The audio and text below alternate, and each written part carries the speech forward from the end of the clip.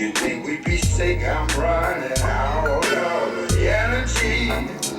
See, we use. What up, world? It's Legrand, artist, activist, host of the Keep That Same Green Energy podcast. Welcome to another episode. And like we always do, I always allow the guests to introduce themselves because I can't do it any justice. I can't do it any better than them. So, guest, please introduce yourself. My name is Anthony Strayhorn. I'm a coach and a trainer, and I'm here to just have this conversation with Chris and get it going. Okay. All right. So we welcome him, right? So now, what I always ask my guests is, how do you know how do you know LeGrand? How do you know Chris? Um, and what was your first impression? I know it was a little while ago, but Yeah, know Chris if you remember. for over 20 years now, Okay. Okay. and we met on my first initial path and going into the corporate world. And so he gave me my first opportunity, or gave me access to an The opportunity. conduit to your first For opportunity. opportu- You earned it. But yeah, yeah, thank you, appreciate yeah, that. absolutely. And yeah, that's how we initially know each other. And we're frat brothers, so we share a lot of the same common interests and walks in life. So yeah, that's what I would say as far as how I know Chris Okay. in this And your space. first impression, I mean, I know we met in a more professional setting. Like, I want to see it was either Nesby or on campus, something like that. Yeah, Nesby. Nesby. That's Yeah, in what I think it Boston, was. Okay. Okay. 2005. Yeah, Yeah, that man. was a long time ago, but Yeah, a few gray hairs ago. yeah. Um, so, um, so you mentioned the fraternity. hmm So, when and where were you initiated? hmm Um, when was that time frame? What campus? Yes. So I was initiated spring of 2003 Okay. at North Carolina Agricultural and Technical State University. Okay, Aggie. Okay, Yes. Aggie Pride. Yeah, Okay, I yeah. got you. I got you. Um, so we talked about, we talked about, we talked about a lot of things, but we talked about one of the songs that connect. So, as an artist, I always ask people like, is there a song, your favorite song, or a song that connects you with climate change, hmm or with me as an artist, or just the whole climate change effort? And I think we talked about, I think it was either Moby or that artist. So why that artist, or why that song, and why that? Well, Moby has a lot of like very unique and eclectic instrumental tracks that he's produced in Okay. his time that he's been a producer and he's a singer as well. It's just some of his songs really speak to what I think about as far as like when I picture climate change and all the imagery associated with in the world. Okay. Those songs come to mind. Just like almost like trance like. There's a trance like effect that I feel and sense, and Okay. I almost can see the music Okay. when I hear it, Okay. and it reminds me of just some of the shifts that I see in our landscapes around the world. From our ecology and our environments and stuff. So Okay. Okay. So one of the things we do on the podcast is there's a segment of this podcast where I call it spill bars and fill jars, right? So basically, I take the song that the guest comes up with and try to remix it a little bit, and then see if our guests are interested in vocalizing, rapping, anything like that on the track. But obviously, we'll do that later. We'll bring that up later, and then they have an option to say no and then just make a donation. But that's how we do it. But yeah. um, so engineering. hmm What was your um, what pulled you towards that specific discipline, hmm and why? Like, Yeah. what was your reason for choosing? Well, what discipline was it, and what made you choose that?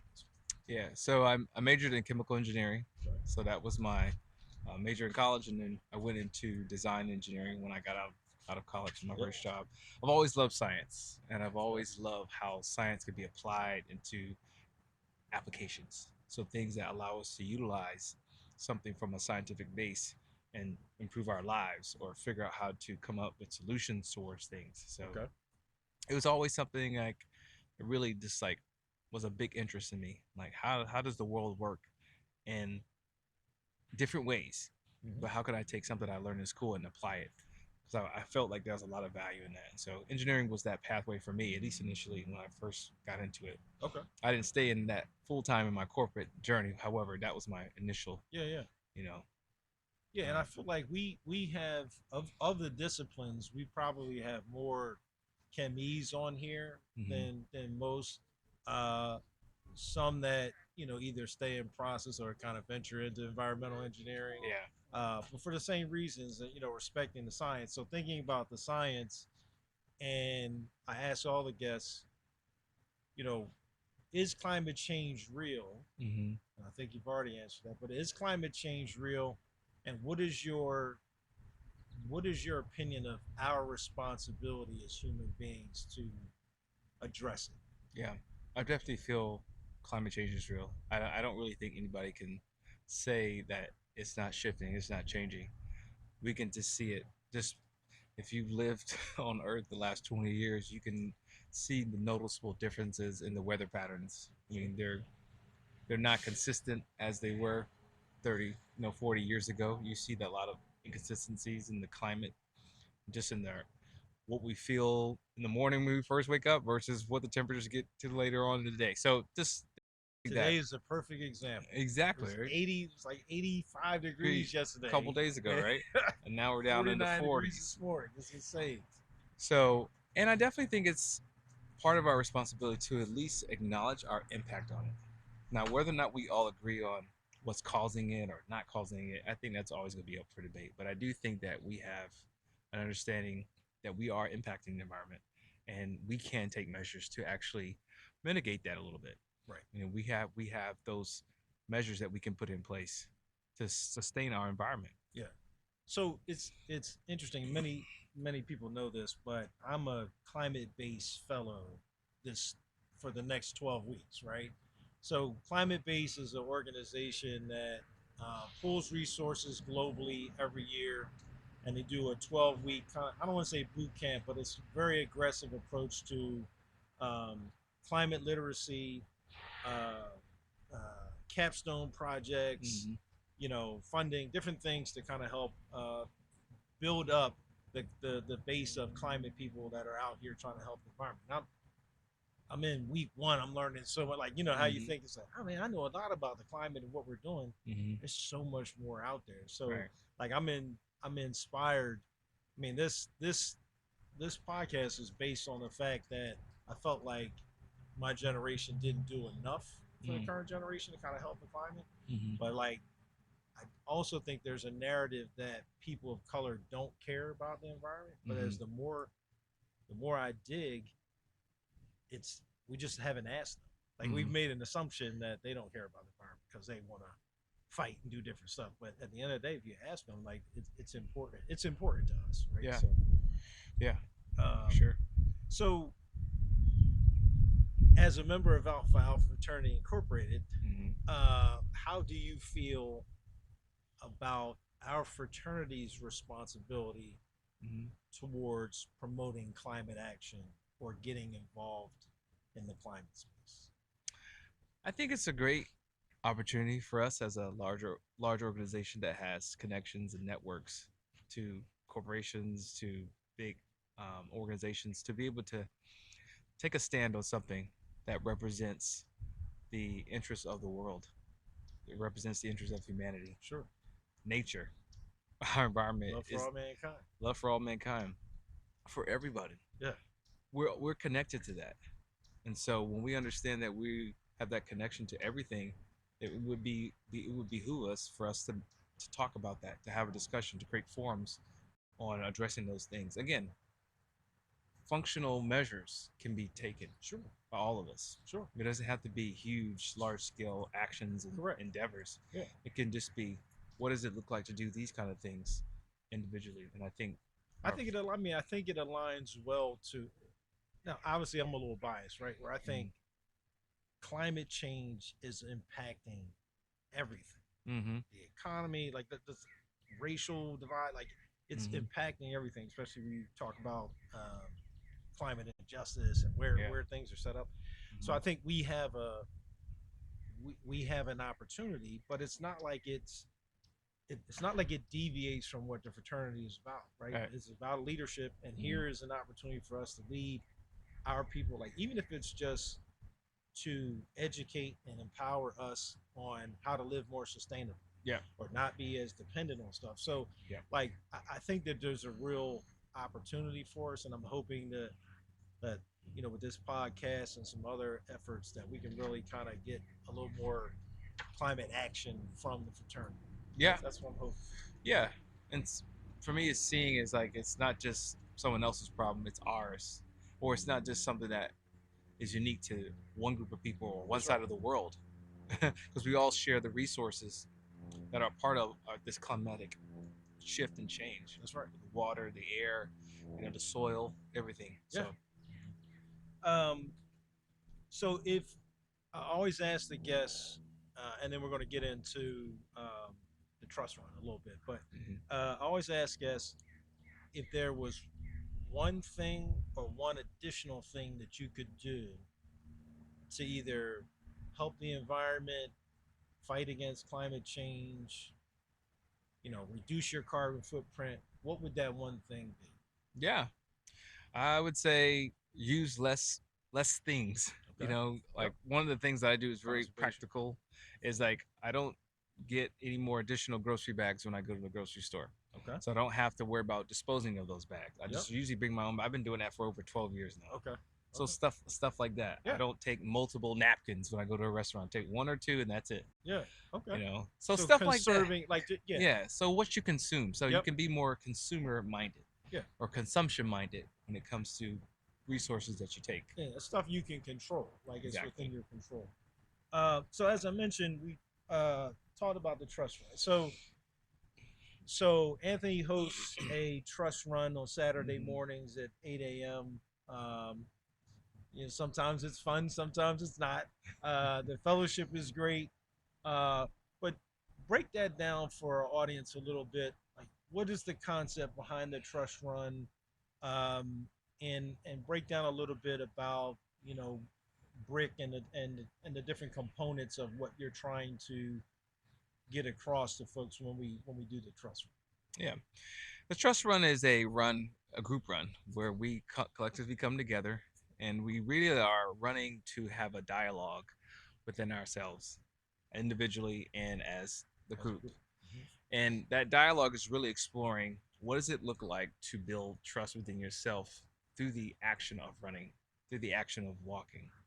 How does that translate into trust for yourself, others in life? How does that then translate into business? How does that translate into home life? How does that translate into all other circles that you are involved in life? Right. And so one of the things that builds on trust is a number of things. There's some foundations that build on trust. Your ability to believe in yourself, your ability to be able to rely on yourself, your ability to be in integrity with yourself, and the ability to be consistent with whatever you're doing. And those words create this acronym called BRICK. And we look at a brick as like a pillar or a stone Right. that we walk on, or is part of the foundation for something you're building, Yep. a home or whatever, a structure. And so that's when those elements help cement this foundation of trust within ourselves. And so we talk about that throughout the run at different points so that people have some awareness of how to apply it, Mm-hmm. how to be aware of it, and then how they can utilize it in Everyday whatever life. they do in life. Nice. So Yeah, I've obviously you've seen me out there a few times. It's yeah, it was a little bit of a challenge the first couple of weeks, but I'm getting a little bit better, getting a little bit more trust in myself, I guess. But how can people, get connected with the trust run and some of the stuff that you're doing? Sure. Give me your socials and different stuff too. Yeah, so we have a Facebook group. It's called the Your Day Trust Run group. Okay. And run and walk. We're on Facebook. We have some presence on Instagram as the Your Day Balance Game, Okay. YDBG. My social is straightfit.lifestyle on Instagram as well as on Facebook. So those are our social handles. We meet every Saturday 8 a.m. on Roswell Road, 5299 Roswell Road. Playground? Is that the We call it the playground. That's the Okay. name of our gym, our facility, All right. our center. Suite 120. Yeah, that's our physical location. It's a gym, but that's where we start our run, and we usually go out 2 miles back. So it's a 4 mile run, and it's meant for all levels of conditioning: walkers, runners. Some people run some weeks, some people walk some weeks. Yep. We encourage people to try to eventually run, but it's not forced upon anybody. Yeah. Just to get moving, really just explore that conversation around the different aspects that we talk about, and we have guidance around during the run and walk to understand a deeper sense of trust. Because essentially, trust is the foundation for how everything can be executed upon, how you can have healthy, long-term, sustainable relationships with that element of trust. And so it starts with the individual, with ourselves, to do it first, and then we can go out in the world and then connect with others in that way to really grow fruitful relationships in the future. Okay. Well, folks, I encourage you, if you've got a run group and you've got run buddies, and you want to try something different, come out to the trust run Saturday mornings, often at the playground, but sometimes we switch it up. We might even be here in beautiful Roswell sometime in the future. But let's take a moment to thank my guest, Anthony Strayhorn, from the fraternity and good friend over the years. I really appreciate him taking the time to contribute to this podcast.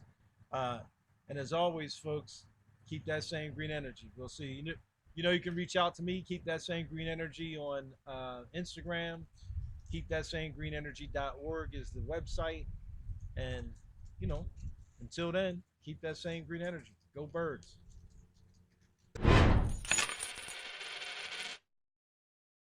We had our guest, Anthony Strayhorn, on the podcast, and he said one of his favorite songs and artists, or songs by this artist, the artist is Moby, and the song's name is Memory Gospel. All right, we got the sampler ready. Or listening to the song Memory Gospel by Moby to see what we might use to sample. Just a little studio tip. If you ever want to hear music, it helps to turn the monitors on. All right, here we go again. This joint by Moby.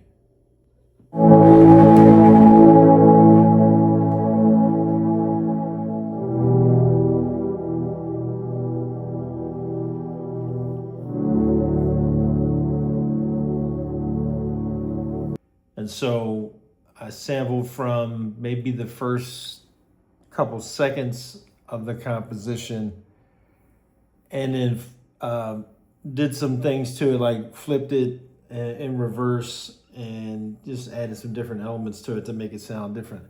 But the interesting thing is, I was recording the sample from my phone, and as I caught the sample, my Ring camera went off, so it captured the sample of my Ring camera.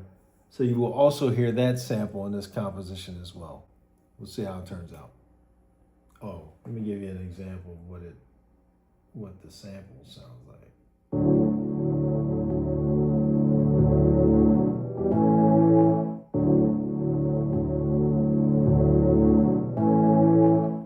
That's taken from the Moby composition, and what is taken from my Ring camera is this in reverse.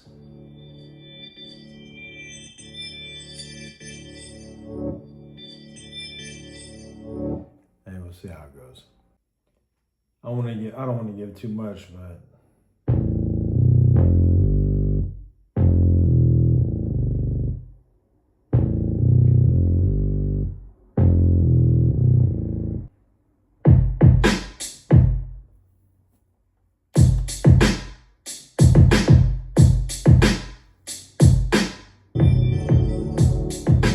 welcome to the Terror Dome. Hate of the night, I track women like pheromones. I've been awake, been aware clones run up on me. It's unsafely seen a pair of cones. I own everywhere I roam. You find dead MCs in my lair bones.